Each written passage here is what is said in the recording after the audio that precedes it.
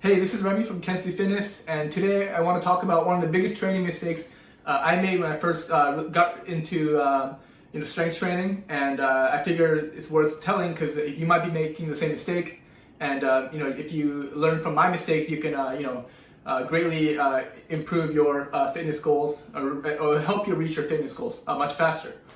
Okay, so when I first started really getting into strength training was like 2015. So before that, I was also going to the gym. But it's more like a supplement to swimming because I was a varsity swimmer in university. So once I was done university swimming, I bought like my first fitness program online. I'm not going to talk about what program it actually was because I don't think it's a bad program. But in this video, it might not come out the best way because I think there are improvements that could be made to the program, and also I think the program is suited for certain people and. I'll talk about that later, but basically this program, it was very low frequency and low volume, and most of the compound movements were all like in the 4 to maybe 10 rep range. So basically the workout would start with like you pick like a compound exercise, and you'd only do the compound exercise like every 5 days, and basically the first set you would do anywhere between like 4 and 6 reps. Basically it's like a 4 rep max or 5 rep max like test, and then the second set would be a 6 to 8 rep max. So basically you're going almost pretty much to failure, and then the last set was like 8 to 10 reps.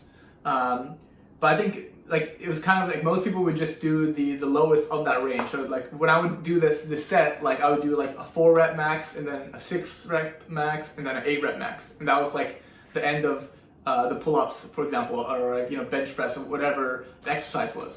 And you would just do that 1.5 times a week, and that was pretty much all you would get out of that certain exercise.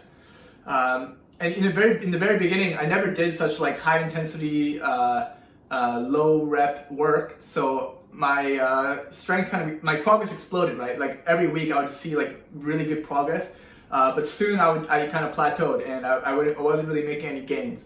And I think the reason obviously is because I think the volume was just way too low, and the thing is I didn't really learn that from this. So I was actually kind of doing the similar types of workouts for the next like year or 2 years, and I would really never do like the high rep stuff that I think is very important. So I basically didn't do any like body weight pull-ups other than like 5 reps for warm up.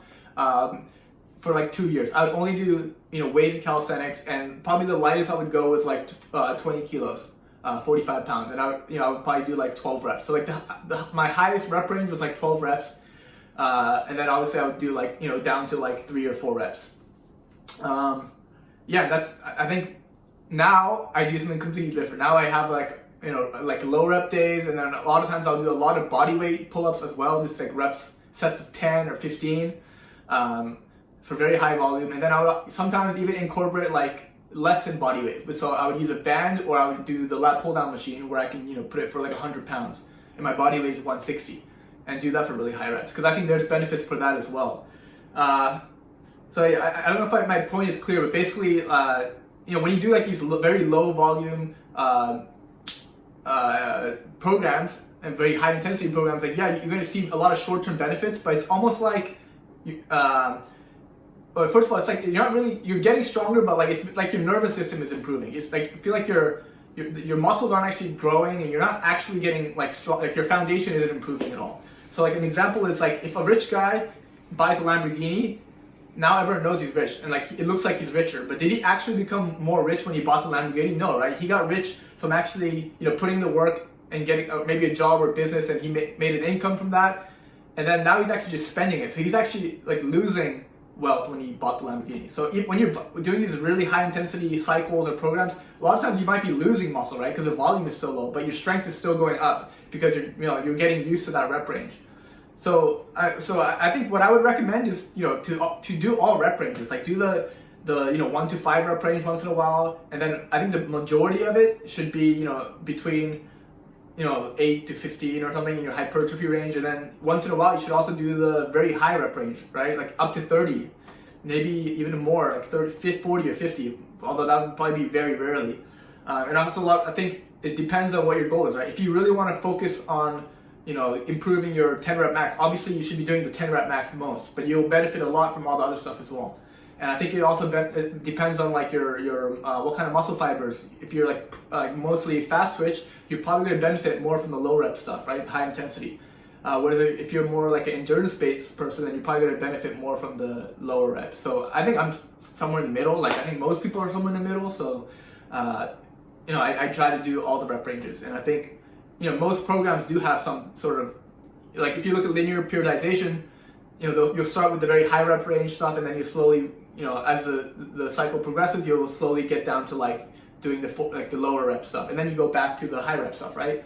And then you see like DUP where they actually you incorporate all within the week, but just have 3 training sessions. You have a high volume day, middle volume day, and then like a low volume, high intensity day. So so basically just do all rep ranges. Don't do what I did, which is like just a new mistake, I think, because I had such good results in the beginning, so like I just kept doing it, right? I think it's the same as like a lot of people that become addicted to gambling are people that won the first time they went to the casino. So yeah, that was a mistake I made. I hope you learned something from this long convoluted video, but I think there's a lot to benefit if you got this into your head. Hi, I just want to quickly add something. So I think the different rep ranges can actually help different fibers of your muscle grow, right? For example, I think like the one of the biggest things that stimulates growth is like muscular retention, right? So when you do the really high intensity stuff, I think a lot of those like type 1 fibers will probably benefit the most from that kind of thing. But then when you also do like the really high rep stuff, right? You get the metabolites, you feel the burn, like that also is a factor that makes your muscles grow, but it probably helps like the slower twitch fibers grow more.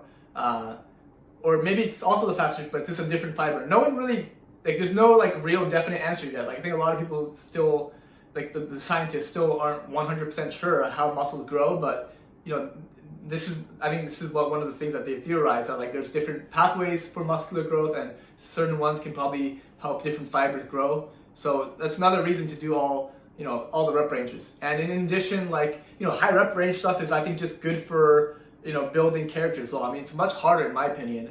It's also like basically it's like good cardio for you as well, right? Especially for squats. Like if you're only doing like a 3 rep max or 5 rep max all the time, once in a while you do 20 reps, like you're out of breath. And I think it's important to really do those high rep stuff as well, to I don't know, just to keep yourself in good shape, good cardio shape, And the last thing that I'm going to talk about in another video is the really high rep range stuff. I think it has good recovery purposes. The blood flow that you get could help with recovery, and that I will talk in another video, because there's a long story that goes with that. So yeah, thanks for watching.